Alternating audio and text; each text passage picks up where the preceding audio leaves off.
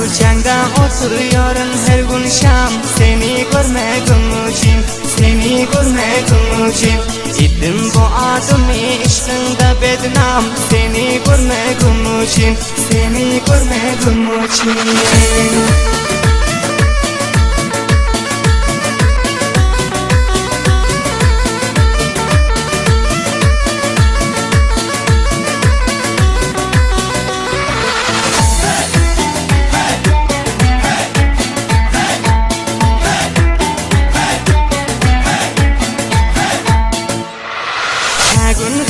Kagın kur bilmem gaytyon, seni ey vafadarım.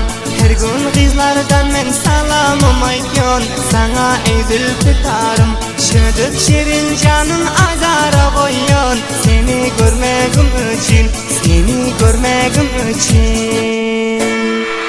Yar koçanda oturuyorum her gün şam, seni görmegim için, seni görmegim için.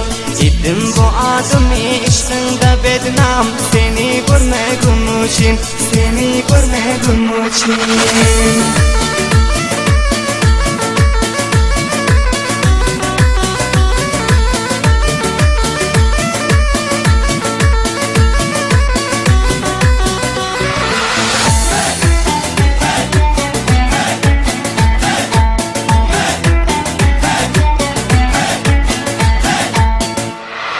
Bu dünyadan mende arman kalar mı? Sana yetabilasam, tapılar ehli dertlere dermanım, elin tutabilasam.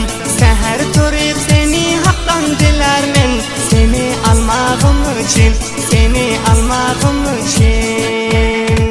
Yar koçanda oturuyorum her gün şam, seni görmegim için, seni görmegim için. Gittim bu adımı işkinde bednam, seni görmegim için, seni görmegim için.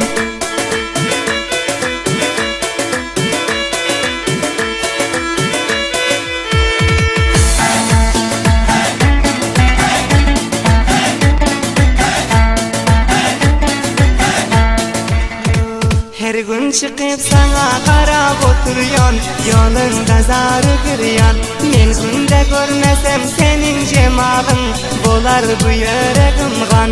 Aydar Mehmet Şerif kuptur hevesim, zülfün örmegim için. Diğer Mehmet Şerif kuptur hevesim, zülfün örmegim için, zülfün örmegim için. Yar koçanda oturuyorum her gün şam, seni görmegim için, seni görmegim için.